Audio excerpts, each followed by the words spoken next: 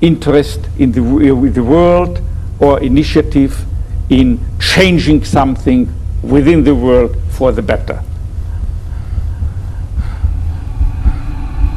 Look at the others with compassion and look for any.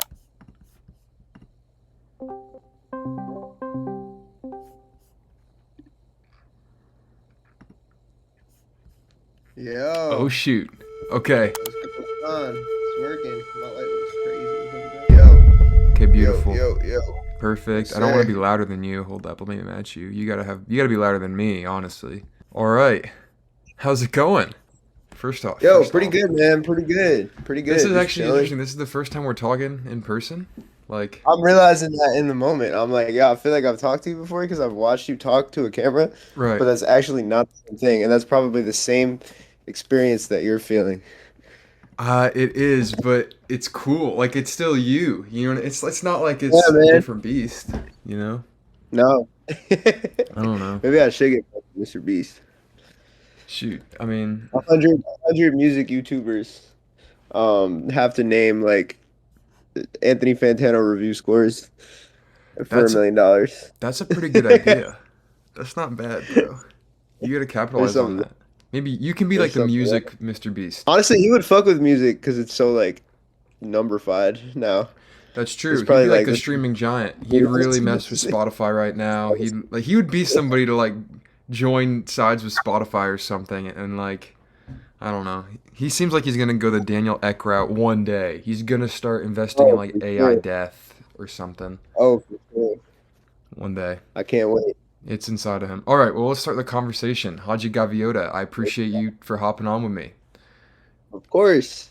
You are, if people don't know, which they should because they should be hella tapped in already, but if they don't know, you are sort of like a mixed media, all-in-one sort of artist package here. You got the music going, but you got two musical acts, right? We can't forget that. But you also got your YouTube essay channel, which is like a weekly thing that you've like never missed a video for, which is a consistent thing inside of your life, which is actually where I want to start because I find that really interesting. How do you Yeah. balance everything? What does a day look like for you? What is your mindset to balance literally everything? So, yeah, it's definitely like a challenge. I would say like one thing that helps is at my day job, I get a lot of downtime. Hmm. And when I'm at my day job, I'll usually be like, obviously I have to like do my job. Like I work as a substitute teacher. So it's like I'm constantly like, you know, in a room with kids, like making sure that they're doing whatever they're doing. But like honestly, most of their work is on Google Classroom. It's like all laptop based when you're a sub in 2025. So it's like it would basically just open a laptop cart and then all the kids are on their laptops doing their work, not doing their work. They're in high school, kind of let them make that choice for themselves because they're 14 to 18 years old and they have agency. Um, but besides like going around making sure they're good, making sure nothing too stupid happens, it's like I'm also at my laptop. So Right. I'm like, cool. I come in every day. Like I got 6 hours. It's like, how much of this video script can I get done? How much of this video editing can I get done? And it's like as long as I like set a goal that day and I achieve it, it's like not too bad to stay on track. And really what's nice about that is like because the YouTube side of what I do is like a little more academic. It's like a little more like research based. It's like You're honestly really like it's funny. I got researching. I must say, you're really researching. You're hitting us with like the most interesting factoids. I'll never forget. I think I texted you one day. This is just a tangent. I'm sorry to interrupt. But you like made a video and it was like some niche thing. It was like, oh, this is gonna be very. And then you started with like something like the explosion of the Hindenburg in 1950 or something. I don't know. It was like it just every time that catches me off guard because you really do dive into like the niche information. It makes your videos almost like when they throw on something in class, like like informational entertainment. Like it really does have this like educational vibe to it, which is really awesome. It's connected with your day job too, which is very intriguing. So I don't know, that's just an interesting through line. No, I appreciate that. Continue. There's definitely like, I don't want to like, I've thought about like accidentally like memeing it a little too hard and like going way out of the way to come up with a connection and like making sure I don't do that. But Right. I was a history major in college. So it was like, I was writing things like that, just they wouldn't be about music. They would just be Word. about something else. Yeah. But through that, I remember because I got into music first before I like started doing content stuff, YouTube stuff, whatever, right? And so it was like I was always like, wow, it's crazy how I don't use anything that I went to college for. And I'm like, I can never see that having anything to do with what I do in music. Hmm. And now it's like, actually, that's like not true at all. It's like Right. I'm definitely doing something kind of analogous to what I did in high school, or not high school, but college, really. And it's like, that's actually fun. It's like kind of cool. Like, I'm like, oh, I like this too. I like making music, but I also like doing this. So it's nice Right. being able to do it. But I got this one comment on a video that was like, it was like kind of like shit talking a little, but it was like, yo, you don't have to like all your videos are like you're trying to get the English teacher to give you a good grade. And I was like, Huh. that's like not how I would describe it, but low key, that is where my writing style comes from. But Like I'm like, you're not wrong here's the about thing. that. When he says that, I'd take that as a badge of honor because it differentiates you. You're not just like the music YouTuber. You're somebody who has like you really have a care and attention for like your videos are long too. They're like sometimes they're 30 minutes, right? Like you can really dive into Yeah. what you're completely delving on a topic. It's not just some like 10-minute hit the weekly quota, you know what I mean? What a side hustle. It's like legitimately care and attention. So, Yeah. that comment in and of itself kind of proves that you're kind of on some different wavelength stuff here, which is kind of No, sick. for sure. I think part of it is like I want to do a good job, of course. Like, cause this is something I love music, so it's like I don't want to be wrong about things. Like, I'm Right. like I want to make sure I can cover this as deeply as I can. And like, really, one of the reasons why I started making videos is like I like a lot of the other music content on YouTube, but I would feel like they were usually missing like one little ingredient. And a Hmm. lot of times it was related to like, have you been in the studio?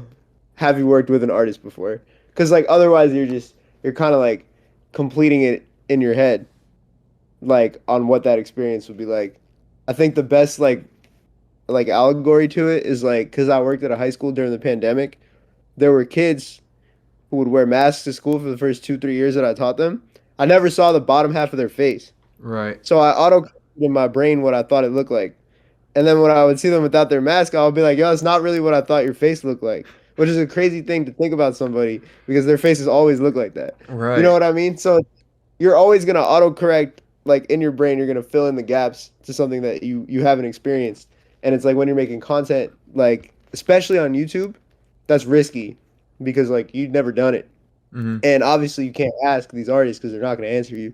So it's like you kind of have to take a guess, or you have lived experience that you can work from. Right. And one thing about YouTube too that I feel is like really like informative for why I try to make my videos longer and like more detailed is like I can't edit them after. Mm. You know? Hmm. Like if I spell something wrong in an Instagram caption, I can just edit it. YouTube, you cannot edit anything. Like once it goes up, that's it. You have to take the whole video down and put it back up. Right. And so it's like that's why like I really don't like making mistakes because I'm like I really can't change this, Yeah. and it's like I have to sit there and live with that. So it's like I want to try to like limit those. So I'm like let me make sure I try to be as thorough as possible, because I don't have a choice.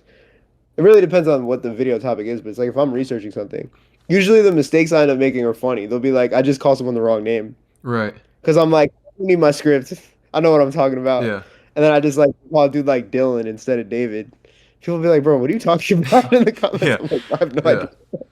Well, what's Yeah, you interesting just to me gotta though is that all seems to be like overarching mindset. Like it's almost like there's a pride in the fact that there's no mistakes. Like it comes off clean. And I guess the question I want to ask to branch off of that is like, what do you think is the most valuable tool in your mindset that makes you Haji? What do you think is like the thing that you can look at yourself and say, I have that attribute. This is why I'm very successful at what I'm doing right now. This is like my main gear that makes everything tick. I feel like I just like I always try to think about why things are the way they are. Hmm. That sounds like kind of like simple, but it's like you're just always like, well, why? Why would it be like that? Why would this person do this? And you're like, there's honestly like it could be a pretty fascinating reason for like a really mundane thing. It's like, why would someone waterfall their songs when they release them? It's Right. like, really, who cares, right? But at the same time, why? I'm curious. Like I just want to know why a lot of Yeah. times. I Yeah. feel like that does kind of like just being curious. I think it's like just probably something that has taken me anywhere that I've been. is like kind of just driven by curiosity. I'm like, yo, how do you get that sound in the studio? Like, Hmm. how do you like go through this process of doing that, right? It's Right. like mostly comes from curiosity. I think curiosity is like the best thing a person could have, honestly. That's so real. I'm thinking about that kind of in terms of like, man, almost in terms of your music too, like because all your stuff is like very is genre bendy the right word? Like I feels like you flip a lot of stuff too. You know what I mean? So it's like you Yeah. flip to a lot of different areas as well. Like I actually just heard this snippet on TikTok you posted like today or something, and it's like I can't I guess the visual was like you kind of sitting in this light blue like window frame or something. And Oh that's yeah, yeah, yeah. Heat song, but it sounds so different from like something like Gunk, right? It's like a completely different vibe. So I think that's also very interesting too. Like creatively, like you think that translates? That's what I'm seeing. Like just curiosity and like getting out there and being like, you know what? I'm gonna try out this thing, even if people don't know me for it. Like, is that kind of where your head's at? For sure. I Yeah. think that a lot of that comes from like being of the iPod generation. It's like when I was a kid, I had an iPod, Whoa. and it's like Yeah. when you have an iPod, it's like you just have to think about how like formatively different that is from being someone who has a CD collection. You have a Mm, CD collection, you're like, I'm about to listen to 14 songs straight right. by DMX. I'm gonna listen to 14 songs straight by the Ramones. And I'm gonna or 25 songs by the Ramones, they're all like a minute and a half long. Or like I'm gonna listen to like, 20 minutes straight of Sade. When you have an iPod, Hell you're yeah. like, ooh, Hell yeah. By the way, Sade. 20 That minutes song, yeah, straight Sade. shot day. We were talking about her in your other video I was just watching too. She's the goat. And it's like it's also funny like having an iPod. It's like I got my parents' music taste, and I had Sade on my iPod, but it's like how they always say like if you learn words from reading, like you end up saying them wrong, Hmm. but it's actually like a sign of intelligence because you're like that means the kid is actually reading. It's like a thing that I feel like teachers talk about. It's Huh. like if a kid pronounces a word wrong but uses it right, you're like that kid is actually reading things. That's awesome. You know Right. what I mean? Yeah. Well, what I've Like I heard of thought it was that paid for before. that long. Kind. Read it on I'm interested iPod. because you're a teacher. So like, what's your thing? What's a thing you've noticed in kids? It's like sociologically, like this is an interesting thing I need to share a little bit from my experience. Um, as a teacher, I feel like it's always cool when you like get kids who are just like it kind of goes back to the same thing, or just curious about stuff, right? Like Right. they'll be like, "Yo, Mister, like, why did you do that? What do you do after work? Like, what is this? What is that?" Like I feel like those kids who like kind of ask questions are the ones they're kind of annoying when you're in class sometimes, but like that's like a good trait to have. I feel like Right. it's really interesting what sticks out to kids as like fascinating to them. You know what I mean? Because Mm-hmm. like as an adult, you just kind of like just take it like with like yeah, duh, of course, like Yeah. of Everything course is I'll say so this to you. Yeah, desensitized. Every experience is so desensitized. But to kids, it's like enchanting. Like it's like, what is this? yeah, Why is this? It's like we just go on, right? exactly. That's what I No, think about a lot with literally. my dog. This is a tangent, but like like my dog has no idea what grass is or the sun. Like when it's going for a walk, what in the world are they thinking about like birds and like I don't like they got no concept of life or consciousness. They're just literally there. So they got like some Crazy. sort of enchanting magic world in their head probably. It's like a fairy tale or something, right? Um, Be literally anything. Yeah, I hope it's a fairy tale. That would be sick. I think it But with the might iPod, because if you think of here's the thing, kids though yeah, they kind of have that fairy tale mindset off the bat. Everything's enchanting and wonderful and awesome and interesting because they have no idea what's going on, right? Yet, but then they get their education, they start learning about the world, and the desensitization begins, right?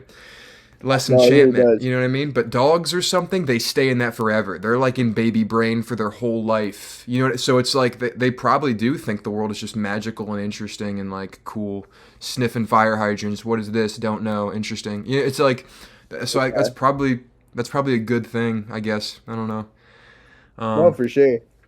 but shoot, what else? I want to else ask you about because obviously you have Hadji Gaviota. So I gotta Yeah, articulate my words aren't coming out. Hadji Gaviota. You got Hadji Gaviota, but you have Elm Jack as well, which is so yeah, interesting. It's like this yeah, weird. First of all, it's a duo, right? It's a duo act, but it's not like any other duo act I've seen because the promotional piece, the centerfold, is you're using your dad's to create the Yeah, music, or not create the music, but market it. Like it's they're the faces of it, yeah, and you guys are making it. And I am very intrigued by that because I want to know how that idea started. How did you get your dads on board? I just want to know everything about Elm Jack and how this came to be because this is wild to me. for sure. Yeah, no, it's definitely been like a pretty funny experience. It's like Elm Jack is either a duo or a quartet. It really depends Mm, on your perspective of it, right? But it's like, um, the idea started. I mean, me and Jerome and Low Effort, like we grew up together. We've known each other since we were like 8 or 9 years old. We met at Elm Jack Little League, which is where the name comes from, actually. gotcha. Okay. And then we went to school together after that. And I we've been making music together for like over a decade, just like even as kids or like really like college age, I would say we started making music together. And but we were both making music separately, kind of as kids. And he's made like some of the Hadji stuff. It sounds nothing like the Elm Jack stuff. We've made stuff together, like, it's pretty different. Hmm.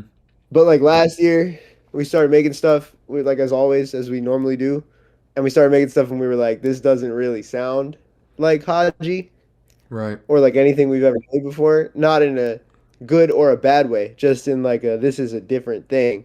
And we just made a bunch of songs kind of like in that bag because we both love like R&B music and um we have a lot of the same like reference points. We have slightly different ones for like our jobs, right? Like he's producing, I'm singing. It's like, but there is like a big shared pool of music that we love together. So it's like it was kind of easy to get into that bag. And once we started making the songs, it's like he and I like he just turned 30. I'm turning 30 in a couple weeks. It's like we like definitely were in that point of our lives where it's like we kind of have to make shit shake Hmm. or we got to start having tough conversations about like, is this a career? Is this a hobby? Right. Like, do I need to find something outside of it? Right.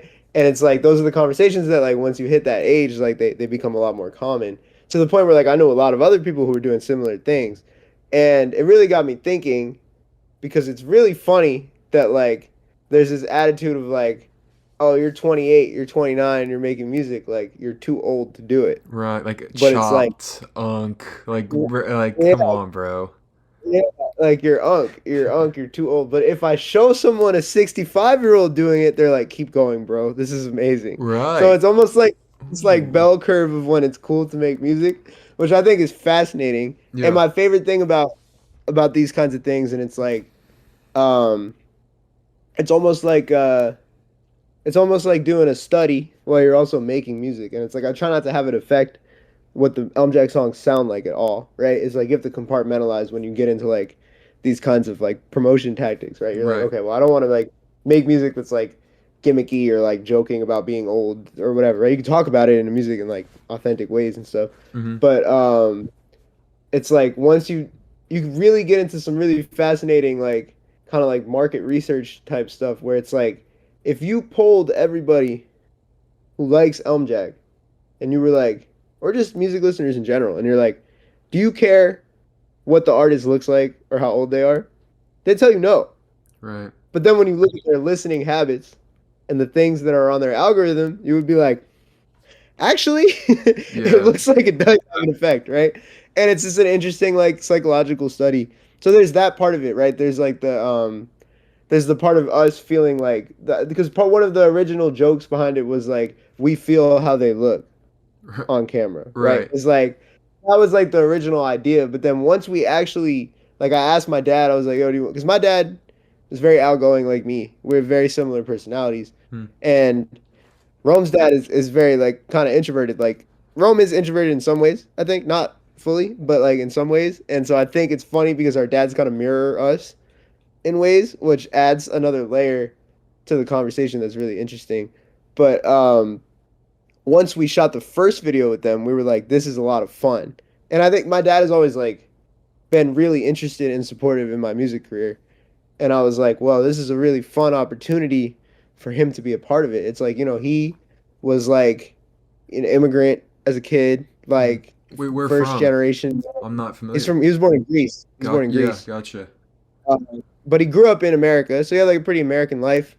He's like the first one to like you know, lay roots, raise a family here, kind of Right. like, became a lawyer, like did like real like, but he has a lot of Assimilation. musical. Yes. Yeah, yeah, to an extent, right? And he's always kind of like been cool, right? And like had his own interests and stuff. But it's like I feel like I had the opportunity to really explore those as a kid, kind of like because of my dad, right? Hmm. And because of my parents, both my parents, honestly, my mom too, always Right. super supportive, like really helpful in so many ways, and like very, very, very like interested in my career, which is awesome. But it was like this is a way to include them in the experience without like you know doing too much or like it's just like building a world with them. And so it's like we've just been hanging out with our dads, which is like fun, Right. and it kind of grew into this thing. Well, And if I can ask further, is like how does your dad perceive the idea? How do you guys perceive this idea together? Like also because you have to like make different videos, probably constantly promotional, right? So you're constantly getting together and yeah, doing some different stuff. So how does that yeah, dynamic work? Do you like carve out days where it's just like dad day, you know, or is this like a constant I don't know, I'm just very fascinated by they're part of this like for sure. manufacturing process of promo now. So you have to involve them, they have opinions, it's interesting. Yeah, it started with like just a couple music video shoots because we did these like nice, well shot music videos shot by our guy Afzan, who's awesome. He's done almost every Elm Jack video. And we like just kind of locked in with him, kind of developed like a style over time, and we would just pick like one weekend day, we'd go do that shoot, and that was cool. Like we started rolling it out in January, right? So everything has come from then, and that was like we would get like little like this clip would get 500 likes on TikTok, like little things. People would be like, Right. "Oh, this is interesting. What's going on here? I'm curious, but I'm not fully like I don't fully get it yet." And then honestly, like a lot of people, because I never fully like explained it as Hadji either. Like I think Hmm. a lot of people still don't really know who's who. Right. Um, and so that's a separate thing we talk about after this. But with um with that, it evolved from like we would be kind of like Easter eggs in the videos, and then they kind of like took on their own personalities and roles. And you can see in the first Elm Jack video, the Chemical X video, you can actually see my dad holding printed out lyrics to the songs. And when you watch the lip syncing, you realize that he didn't really know the lyrics that well. Right. But in the later videos, he's gotten way better at it, which is also really interesting. But we like so it started with that, and then I mean, people were telling me this, and I was kind of thinking it, but I was like, the content always being these like well shot music videos, like those are great, but there needs to be more like personality to it. And so I started doing videos where I'll just walk around with my dad and shoot like little TikTok ones, like real like iPhone camera TikToks. Right. Those started doing better. Um, and then to expand on that world, I have my dad say funny things on camera, which has been like the recent thing. Some of which like sometimes he does like he'll be like, I don't want to say this. Or like because he doesn't like I think it was I had him say God forbid a white boy catch a vibe. And he doesn't know that that's like a meme, right? So he's like, "What the fuck does that mean?" I'm like, "Trust me, it's funny." I'm like, "It's funny. It's not like Yeah. it's not like a white nationalist." I'm like, "No, Right. no, no, no. Like it's like a joke, right?" Yeah. But it's like there's like certain things that obviously like just a generational gap. They're not gonna see that on the internet. But no, my dad is super involved. He'll check like the spot. He'll be like, "Oh, this one hit 100K. This one hit 100K. Like awesome." But he Hell yeah. doesn't know, or he didn't necessarily know how to check like Instagram views. So we had one video go like really, really, really crazy viral on Instagram Reels, and he didn't even really know. And the funny thing is like Jerome's dad doesn't have social media. So Jerome's dad has literally no idea He's just what's in it viral and for what's not. like the bit, pretty Literally much. just in it for the bit. Right. Yeah. Which is it's been a lot of fun. But we've created like a world because obviously like we want to be able to like be a part of it too. Hmm. Right? It can't just be them the whole time. Because then obviously the question everybody asks is like, how do you tour? Right. And come up with a plot line that involves us, that allows for the existence of us on top of them within the world. Um, which is going to be something that's like becomes revealed soon. But I Oh can show you shit. some of the stuff. We got lore cooking. Oh my gosh. Yeah, there's lore. There's definitely lore. Yeah, That's crazy. Holy crap. yeah. Well, What's some real lore in your life with Hadji? What's some lore that might be formative for how you've become Hadji Gaviota right now? What's a story, or like, I don't know. What do you think is an experience that made you Hadji, or at least pointed you in the right direction where it's like, this is who I need to be right now? Yeah, I mean, like I think it was like um I well, what I feel like I want to do as Haji, right, is like I want to dispel the notion that like making content as an artist, like I always say, it feels like a lot of artist content or whatever. Like, in the word itself is kind of gross, right? Like Mm, nobody likes that word content. right, Content, ooh. right. Like, right? It's like I think that it feels like a lot for a lot of musicians and artists, like the content that they film feels like there's a guy off camera with a gun pointed at them. Like, Yeah, you have to make this. And yeah, that's not an insult to them. It's like they feel like it's like required. But what I think people don't understand, or maybe not understand, but it's like they're so worried about creating it that they're not thinking like that's not going to be fun for anybody to watch right, right. either. It's like if every movie, like all the actors, they didn't want to be actors, and they told them like, we're gonna kill you if you don't do this. Right. Yeah. And then they're in the movie like stuttering their lines and shit. Like, they don't want to do that. You know what I mean? And Yeah. so I think it's like I want to create, like, I want to use the powers of content, social media, whatever, right? To like be artistic, to make Dude, good, cool things. yes, that's Yeah. such a valid thing you just hit on because I feel like this with my own self. It's like I feel when you talk about people like feeling like they have like a gun behind the camera, etc. The way I see it is like it feels like people don't realize that their promotional can be artful. Like your promo is can be an extension of yourself if you want it to be.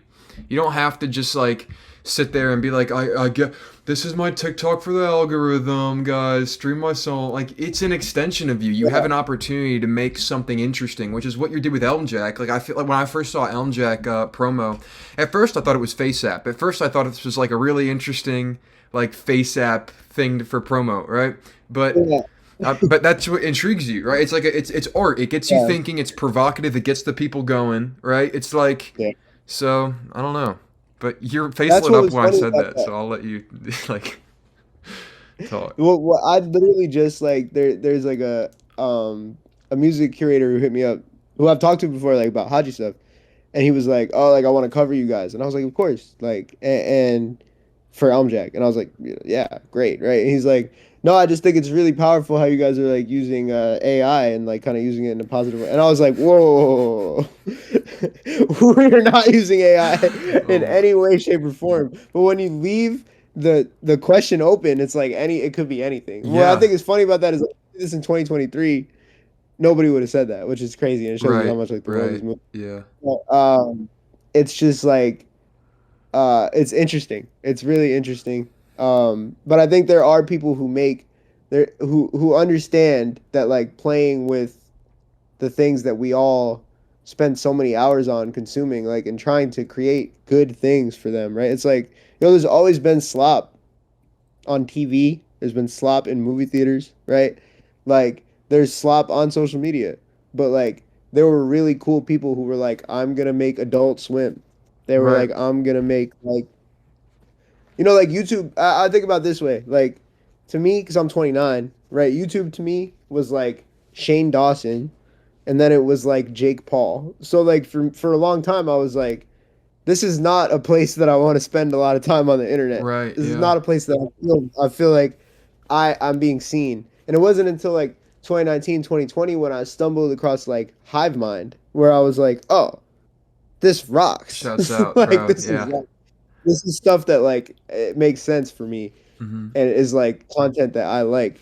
And then I realized it's like, you could use YouTube to be Mr. Beast, right? But you could use YouTube to make something cool. yeah, And I feel like Instagram Reels and TikTok, like, those are all things that have the same capacities. It's like there are really interesting, fascinating ways that we communicate with each other as humans. There's like guidelines and rules about what makes them interesting, how to stay in front of people, right? And it's like when you accept them instead of being like, my music doesn't get this many plays, so if you see it, it's like this, right? It's like, okay, I'm not hating on people who do that, but it's Right. like you have to put yourself in the shoes of the viewer. It's like if they see 100 people saying that, eventually they're gonna be like, oh, I don't know what that really means anymore. And Right. it's Yeah. like instead, like just be like, okay, well, if I do this thing that's eye catching, I will get the attention for a little bit, and then you have to let go of the idea that everybody's gonna understand what you're doing it for. Right. But you have to accept that like there will be a group of people who are like deeply moved by the thing that you're doing when they dig further into it and they understand what it is. And like that's your audience. Because it's like Right. I feel like when you like I love like old episodes of Family Guy. Right? Like, I grew up watching Family Guy. I think Family Guy is like the greatest shit ever. It's the funniest thing ever. Like when, in the early seasons when everybody was still like When really the involved in dog it. talks, dude, And gets me every time. yeah. And when baby world domination, crazy. But it's like Yeah. when there are some people who appreciate like the subtle genius and like the 80s TV references and stuff that Seth MacFarlane were doing, and then there's other people who like their entire concept of Family Guy is like they went to like a state fair and there was like a poorly drawn Stewie Griffin prize that you could win with the basketball thing, and they're Right. like, oh, I've seen that baby before, and then they Hmm. walk by. And so for some people, Elm Jack will be like, oh, I've seen this old guy. I don't care. Is it him? Don't give a fuck. Not interested. Right. And then there's going to be a lot of people who are like, whoa, this is crazy. This is really interesting. This makes me think about my relationship with my dad. Hmm. And it's like, you know what? You can't worry about how many of those people are going to be in one camp and the other camp. You just have to create for the group in the other camp, acknowledging the rules of the platform that you're creating it for. And I think that like, because it's something that like as Hadji, it's like I haven't like there was a while where it's like I've always sat there and been like, I don't understand how to like brand myself a certain way, right? Because there's artists who really know how to like lean on one thing, right? And it's like with Elm Jack, we figured it out. I'm like with Hadji, I'm kind of just a guy, and I'm actually working on something new that I feel like will kind of start to answer that. But it really took a lot of like soul searching and thinking about what it means to like create things in 2025, 2026 Right. soon. So Well, I think it's really interesting just to focus on like the musical like content creation zeitgeist for a bit. I think it's really interesting you bring up Hive Mind because they completely flipped the zeitgeist for me as well. Like what they basically did is they basically said, we're just gonna do bits and joke around for fun as people, with music being like the side thing. So it's like this. It's just really interesting. I honestly think I could honestly do like a whole essay on how Riley Savage influenced like the 2020s musical discussion in the because it was like Fantano and like maybe like a couple people, but then you have this whole 2022 through whenever this whole explosion of just like a bunch of people just hopping on like the Hive Mind train and getting into music discussion that way, and they inadvertently, I mean, I think they directly actually correlated to like Quedeca's uprising. You know what I mean? Like they helped an yeah, artist like legitimately grow their fan base to be more cultish and insane. So it's like really, I think it's a really powerful thing that just randomly happened in the zeitgeist that's interesting to mention. But basically, just to mention that, I wanted to ask you, what do you think about the music conversation zeitgeist at the moment? Because we're kind of getting to the point where terms like brain rot are starting to like die out. Like we had the conversation like mid is killing music discourse and all that. But like where do yeah, you see it going? What's your opinions? You do it. Like what is your takeaway on yeah. like here's how things are going, etc. I think that like there's a couple little like flags jumping around in my head as like things that I wanted to like eventually talk about. Um, I think one thing I've thought about is that just kind of like, and this is something I've touched on as parts of other videos, especially like the coworker music conversation. But it's like the concept that like cool equals good, Hmm.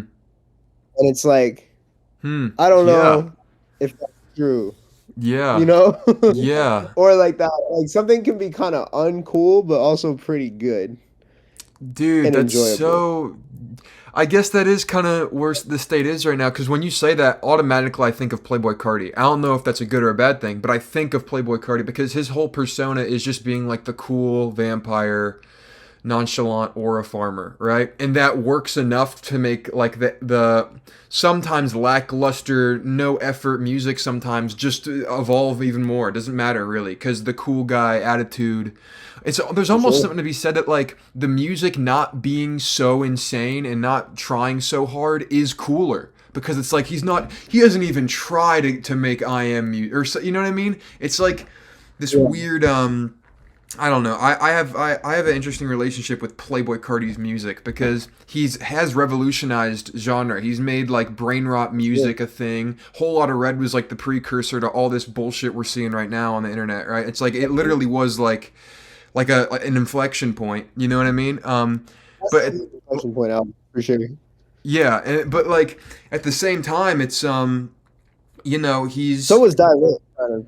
Yeah, Dilate was kind of inflection. He's always been like on the cusp of like bringing a new sound to people, right? But then other people, he kind of reminds me of Young Lean in a sense, where he sets the bar and other people just follow for the next 5 years, right? But they all tend to do it a little bit more like I don't know, like Destroy Lonely and Ken Carson, when they came out, obviously biting Playboi Carti, but they kind of had their own offshoots. Like they said, we're going to go down like a more opium drugged out phase and the vampire rage phase. And that spawned into its own thing that Playboi Carti kind of is in. It's weird. I feel like, I don't know, just back to the discussion of cool being good.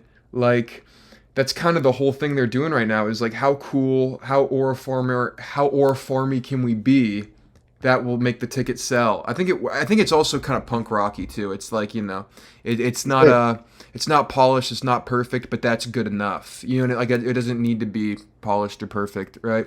Which is also something awesome about that. As long as it carries like, I think what punk rock had was like a lot of meaning, right? Yeah. Like a lot of I listened to a lot of The Clash. It's like, bro, they were talking about some shit. I don't even know what it is.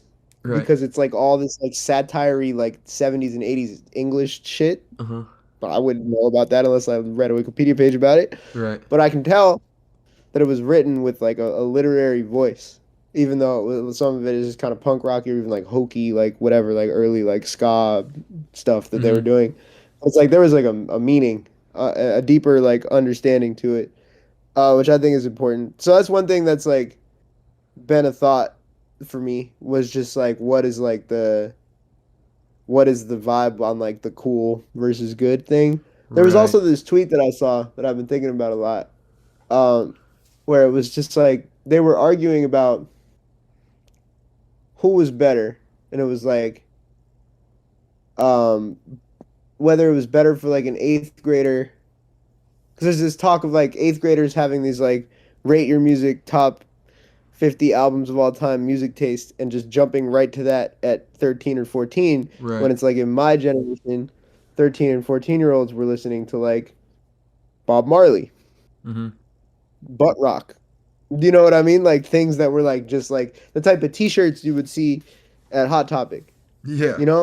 Like that was like the foundational thing. And it's like, I guess what was interesting is then they were arguing like, no, I think it's cooler for a 14-year-old to like Bob Marley because Bob Marley rocks, even if a lot of people know who he is, than it is for them to like Animal Collective or whatever the example was. It was like some like, thing that like someone online into music would know, but maybe like you went to the Thanksgiving table and brought it up. People were like, what the fuck are you talking about? Right. So it was like that kind of like, and it was just a really interesting concept to me, because I was like, there is this idea that where like you think because a lot of people know it, that means it's not as good or it's not as special or it's not as important. And it's like, what I think is really interesting about that is with like someone like Bob Marley, where it's like the further you get away from when he was actually alive and people remember what he was like, you kind of rewrite these narratives. You're like, it's like 14-year-old white boys smoking weed for the first time music. Right. When it was like kind of a generational, like revolutionary sort of soul in the music originally, right? Like he was spreading like peace and love and all. I'm not gonna do a Bob Marley impression, but like and that is interesting. Like the context switches over time and it becomes something completely new. Like I think that kind of with Travis Scott too a little bit. Like when he first came on, it was like experimental psych trap, and now it's like, oh, you say 6'7" and you have the big haircut and like Like you probably just like smoked for the first time, like like that kind of thing. So it's even that's interesting. But I wanted to rapid fire some stuff at you real quick, if that's all right, and get like quick Sure. time opinions real quick. First of all, is would you rather have an argument or a humble discussion? Humble discussion. I'm a big humble discussion person. Really? Me and my girl talk about it a lot. I'll be like, that wasn't an argument. We were just having a discussion. She'll be like, no, we were arguing. And I'm like, no, I don't know. Right. I If don't know if there is that's an an argument. argument, are you confrontative or are you peacekeeping? I'm probably peacekeeping. I'm pretty non-confrontational, I would say. Sociologically, where do you think that comes from? I like when everybody gets along. That's I don't pretty know if I fair. know why. Yeah. Yeah. I was like the kind of kid and like I'll be like everybody's my friend. I'm equally everybody's my best friend. Right. But then like I knew I had a best friend. I was like lying, low key, you Mm-hmm. know? But I didn't want to disappoint anybody. Right. Another rapid fire for you. Would you rather prefer lyrics or production vibes? What's more important to you when you're searching for something? It's interesting because it's like in my music, I care a lot about my lyrics and like what I'm saying, and I usually like want to write a song about a topic. But when it comes to music that I'm listening to, I feel like I'm gonna say production Right. because like if you have great lyrics and the beat is ass, it'd probably be better as a podcast, Yeah. you know? But it's also like there's something nice about like vague, like almost like indecipherable um lyrics that don't necessarily make sense because then you get to assign a meaning to them. Right. That's And my favorite that's part. kind of nuts. Yeah. It doesn't really matter what they were saying when they said it because it's like if that's what it sounds like to me, that's what it's going to be, you know? Yeah. And it's like I feel like that's kind of a vibe sometimes and it's almost like the same part of your brain that imagines what the character in the book looks like, Yeah. you know? That's a Which is good I think an shout. important thing. It's a good use of your imagination. It's Hmm. like that's like a really important like you want to be like using your brain for stuff. And I feel like sometimes assigning rather than a song being like this thing is good, this thing is bad, I like this, I don't like this, like in lyrics, you know, it's like instead it's like something slightly more vague. Or it's like I love you, we broke up. It's like cool, right? Or it's like something vaguer and you're like, is this about that? Right. Got no It's about idea. whatever I need it to be Your about. guess is I as think good that's as kind of mine. cool. Yeah, bro. Yeah. And Now, then when the production hits, it's when you stick around long enough. But those are like my favorite, like especially in like there's a lot of rappers where it's like also it's probably because like I'm from the Northeast. I don't always understand like I don't catch an Isaiah Rashad bar every time I'm listening. right. But he always has great beats, has great vibes. So I'll listen. I'll be on listen 5, listen 10, and I'll be like, "Oh, that's what he said? Right. That's fire." Yeah. You Yeah. know? And like that's a really nice feeling because it's like unwrapping something that you were already enjoying and then finding another flavor inside, which I think is Damn. really cool. Dude, So you're a I think that's a long poet. way of saying that. You're a poet with What's your that? articulation. Just the opening, like rapping and then finding a new flavor. Oh, I don't know. Yeah, I like that. I there's like an that. extra flavor inside that you weren't necessarily It's counting on, wild. and it's like I think that is like that only happens when the production is good. If the lyrics are good up front, like there are songs like the lyrics are so good, like I'll listen to them even if like the production is kind of whatever. Um, or like the vocal performance is really good, right? It's I guess you could put that with lyrics, right? It's like then it's like, but you kind of get everything up front. Is what you see is what you get, which is Hmm. cool. But what's cool about really good production is you might get a layered experience later with that. Right.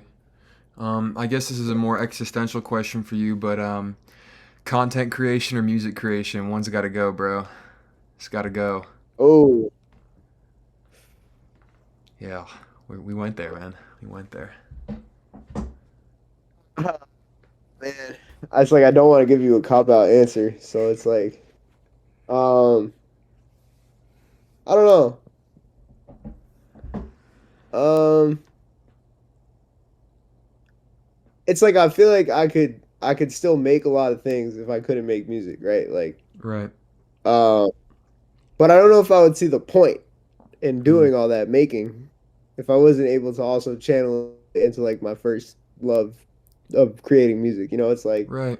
part of what's beautiful is being like, how can I like part of what makes me love content is being like, how can I tell this story about how much I love this song, whether it's mine or somebody else's, right? Mm. Because it's like when you're making a music video, you're making like content, you're doing something like Elm Jack. It's like you're like, I love the music so much that this is how I convey to you how much I love it, right? Even the Right. YouTube essays I make, Yeah. it's like that's the reason why my videos are usually not like, well, I just feel like YouTube doesn't need any more of this, but it's like the downfall of Mario Judah. It's like, bro, you don't need me to tell you that, bro. There's like Yeah. 18 dudes with a British accent and like no face on YouTube that are Yeah. ready to break that down for you. It's like, so I do feel like kind of the point of most of the content creating that I do is like either because of my joys as a music listener or as a music creator. So it's like I'm kind of I think I'm gonna have to say that I keep music and I'll get rid of content just because I don't know what I would make Yeah. content about if it Well, wasn't. it's interesting when you brought up. It's like it's because the passion of music, like the first passion, the first love, that's like the core, and then everything Yeah, that grows off of that, like the content, the promo, that's all because of the primary passion, right? Like the Hadji YouTube yeah, channel wouldn't exist if the Hadji music didn't come first because it grows off of the passion that you originally started with, right? The singularity point for sure, almost, which is really for interesting. sure. Um, yeah, that's pretty cool. Good analysis. I want to ask you a more absurd question now, if um, Yeah, if you're all right with it. But definitely. basically, if you were president, what would your policies be? What would a Haji president like? What are your moral Yeah. values that you think would work good for a sociological sort of situation? This is gonna make me this is gonna piss some people off. No sports gambling Hmm. on your phone. I Well, think that stuff is bad. that's legitimately kind of a go to take. I kind of feel the same way, even though that is a little bit hot. I don't know if I don't know. Yeah. Yeah. Well, it's like I just the one take that I really have about that is that I feel like well, I think it's just too easy. You don't have to make sports betting Mm. overall illegal, but it's like maybe you should have to go to the place and do it. You Right. know? But my take on the industry is that I mean like there's I think it's the cigarettes of our time in the Mm. sense where it's like you watch a cigarette ad from the 70s and you'll be like, "Bro, I can't believe this is on TV." I think that in like 30, 40 years, hopefully, people will look back and watch like cuz I love baseball. It's like I'm watching the Yankees and it's like I get 3 ads for DraftKings Right. in between each break. And I'm like, this is crazy. This is Yeah. nuts. And the funny thing is, if the players do it, they get banned for life. And then the dude telling you that the player got banned for life on ESPN, he has a mic with the DraftKings logo on it. Right. That's crazy. So This we is kind of found crazy. ourselves in a That's dystopian little area there. so nuts. And the thing that I always tell people, right? Because I know people make a lot of money sports betting, right? Supposedly, and it's like I'm sure they do because they're smart people and they know what they're doing. But um, it's bad for people, the collective people, Right. because you're like, That's where I come in. I have a hot take that harder than yours. I just think sports betting shouldn't be allowed because it's like degenerate behavior that just doesn't support society. That's just my I take. feel Like like straight up like yeah. my issue with it in terms of not supporting society is that um, you just think about it this way, right? Money goes in, money goes out from DraftKings, right? They win some and they lose some. And your question is like, okay, well, how often are they winning? They're winning enough to where they can pay all their employees and break even and buy all those commercials. Right. Do you know how much those probably cost? Do you know Yeah. how much money they're probably Yeah. making? They're just taking money away from people as a collective, right? And it's like, as a person, I think that's bad. Right. Yeah. So, on And behalf of all people, I think we should tone it down. That would be like my biggest policy. yeah, there's That's also like, something to be said about like Drake and Stake.com. They're using the biggest that shit's artist on the bad. planet basically to just promote gambling, and he's doing streams. He's They doing must like be full paying so much. he doesn't do that for anything else. He's pretty off camera in his private life. He'll drop a little, flick, slideshow here and there to get the aura up. Iceman episode 3 coming out or whatever, right? But Yeah, like he'll go full like 2 hour streams with Aiden Ross just for the stake money, and that's it kind of shows me how much of a how much of a pocket he's been put in almost. It's like, okay, these people really are kind of controlled by some sort of higher monopoly here. I mean, this is a little bit it's you can see it's manufactured. It's right in front of you, right? But like, yeah, my take on that's a crazy take. That's actually very goated. That's a goated Yeah. take. I think Wasn't it's my own expecting. apart state Hmm? because like he Yeah. makes a lot of money, and so it's like getting paid money is like I'm sure a lot of other brands would pay him a lot of money, but I feel like he must be getting like equity because otherwise I don't feel like he would be doing that. But that's I don't know. It's a separate. That's like a CoffeeZilla video. I don't know if that's like a whole thing. Right. Well, here I'll throw one more Some at you. What would you do if you were in the position of Drake? You had the influence over culture like he does. What do you think he's missing out on doing? How would you influence the zeitgeist if you were in his position? Oh man, if I was Drake, the album I would make now would be like 13 songs, and it would be like straight mature reflections, Hmm. like straight like I wasn't good, I was bad, I was wrong. I understand where Kendrick was coming from, Right. and he misunderstood me in these ways, but I've learned about myself since then. Almost like his version I of think it would be Yay. like a revolutionary hip hop album, bro. It would be like literally a revolutionary hip hop album. People would be like there would be like grown men whose lives would improve from that, Right. from listening to that. And it, Especially if he like really like delivered it the way. Because one of my things with Drake now is like this comes from somebody like bro, my age bracket. Drake was the man, and I listened to a lot of Drake in my life, and like honestly, like up until a pretty recent point, I love huge chunks of like basically every project he's ever dropped. But I do feel like there's something I've noticed with his newer stuff. And this is not to get into the lyrical content, just the voice.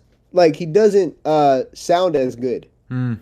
He like sounds like he's not either this different engine, but it's like I don't think it's the engineers because or he's Drake. They would find somebody good, even Right. if it's not 40, not whatever, whoever, right? So it's like I don't know what's up with him. I think there's something wrong, like with his vocal quality. Like I think he might actually have like damaged vocal cords or something, because Whoa. like he just doesn't sound the same. I've seen a couple other people on the internet say this It's too, like Drake but it's Gate. like It's like a conspiracy theory. Like Drake is something's up with him. a lot of people it happens to like Mariah Carey, where it's like she Hmm. doesn't sound the same anymore, and it's like, but Drake is like probably living like a fucking rock star. So it's like a Right. lot of the things that you do as a rock star are probably gonna make your voice sound pretty bad. Like look at Lil Wayne. I saw Lil Wayne live at Dreamville Fest. Lil Wayne, one of the greatest rappers ever. You hear Lil Wayne live, you're like, oh my god, bro. Like Is it sad? Is it you kind of guys have like had a lot sad? of fun. Yeah. Yeah, like I'm glad you had a lot of fun in the last 10, 15 years, but this is affecting my experience of seeing you Right. live. Yeah. Yeah. And just to end it off, just 'cause that's a good tangent to end it off. What would you do if basically, or let me find a different way to articulate this or different ways to phrase this. But speaking about Lil Wayne and how you didn't have a really good time at his concert, what is your mission statement for your fans? Do you like obviously you don't want to have you don't want to give anybody a Lil Wayne experience that you had, right?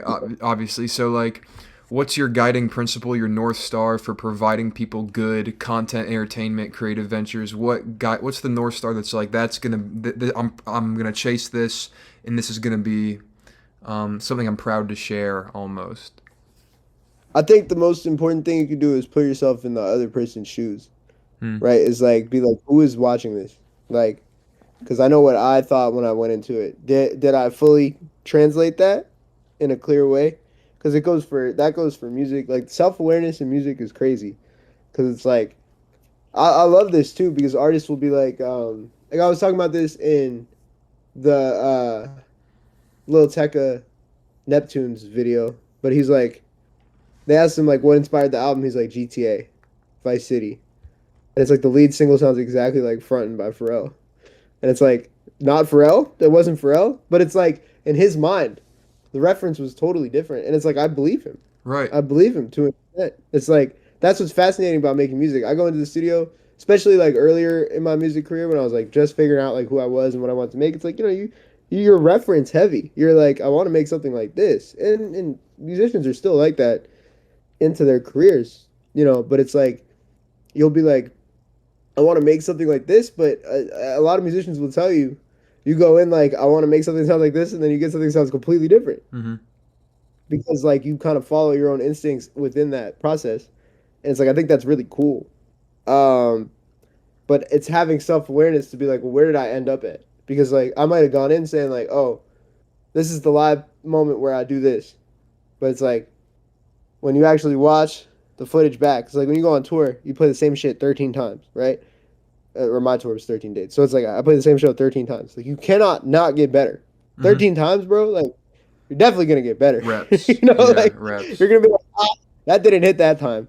And it's like sometimes it's like that didn't hit because of extenuating circumstances or whatever, but it's like sometimes you just have a better idea to do something else. And it's like Yeah.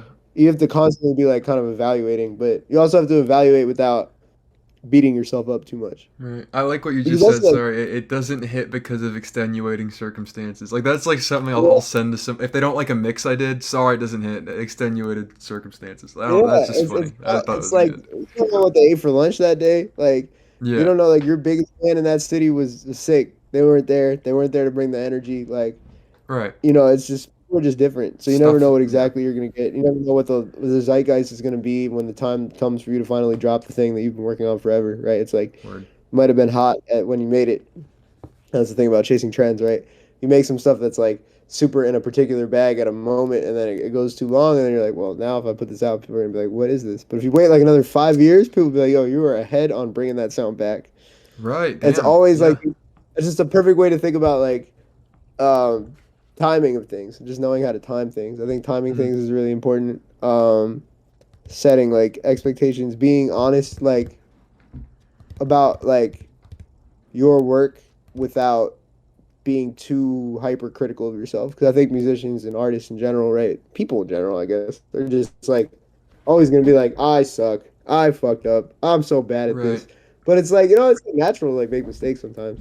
So being able to be like, or because it's like you're either like I'm the worst, or you're like I cannot possibly make a mistake. I'm so perfect. Right. Do you think Everybody else is. I'm interested? Sorry. Are you do you think it's better to be delusional or self-aware as an artist?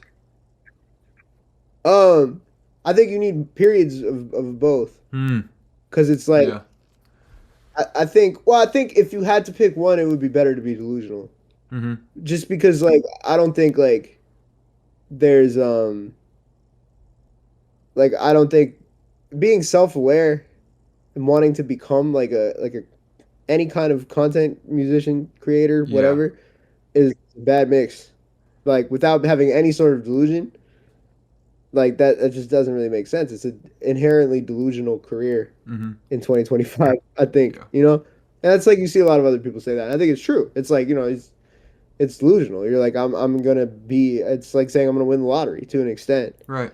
Um but I think that like in your various stages of delusion, having the ability to turn the self-awareness on for a second and be like, "Whoa, whoa, whoa, whoa, whoa. Here's where I am. Here's where I want to be. Here's what I could do to get there." Readjust and then let like the sails of delusion go back up. Right. It's like a boat, right? It's like Right.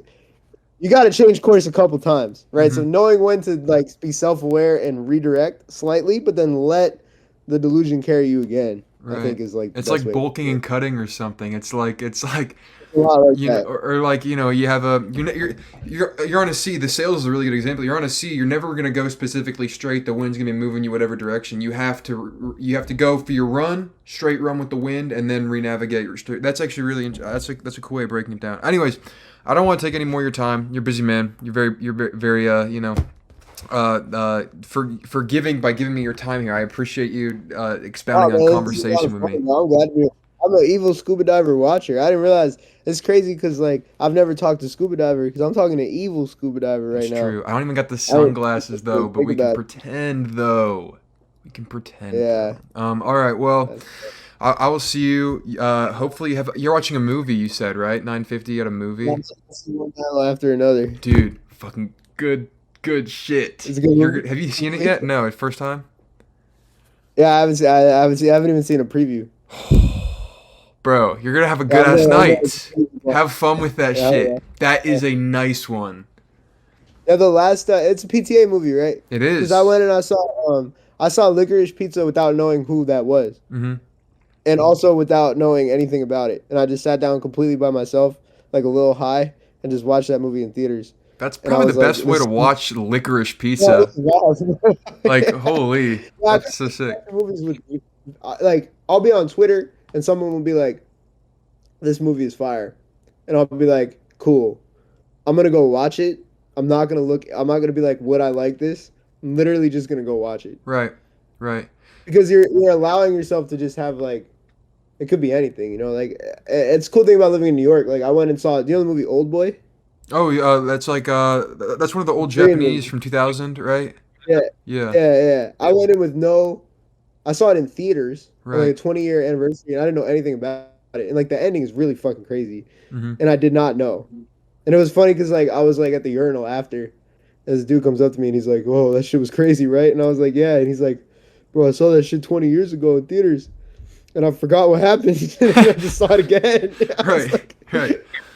"It's kind of awesome, bro. I'm not gonna That lie." is kind of awesome. Going in blind is Yeah. actually one of the most insane experiences you can do. And going in blind to one battle after another, bro, I'm excited for you. Like that's gonna be you're gonna have a nice ass experience tonight, and I get to. I don't. This is almost like the pregame interview. It feels like now, bro. It feels like the I'm pregame. hyped. What are your I'm expectations hyped. going into one battle after another? What have you heard? Isn't Dijon in it? Dijon is in it. That's correct. I stand up, "Ooh, that's Dijon." Everyone in the theater is Yeah. like, "Shut the fuck up!" And then It caught me yeah, we'll off just guard. I continue. didn't know he was gonna be in it either, and he just kind of popped up. It was really cool though. That's the only thing I've seen is the screenshot of Dijon in it. Right. Okay, bet. Well, you'll enjoy. All right. I'll leave you here, bro. But thank you, Hadji Gaviota, for tuning in with me and giving me your mind and your brain and everything. Any wise words you want to leave people with? Let's see. Go into the movies blind.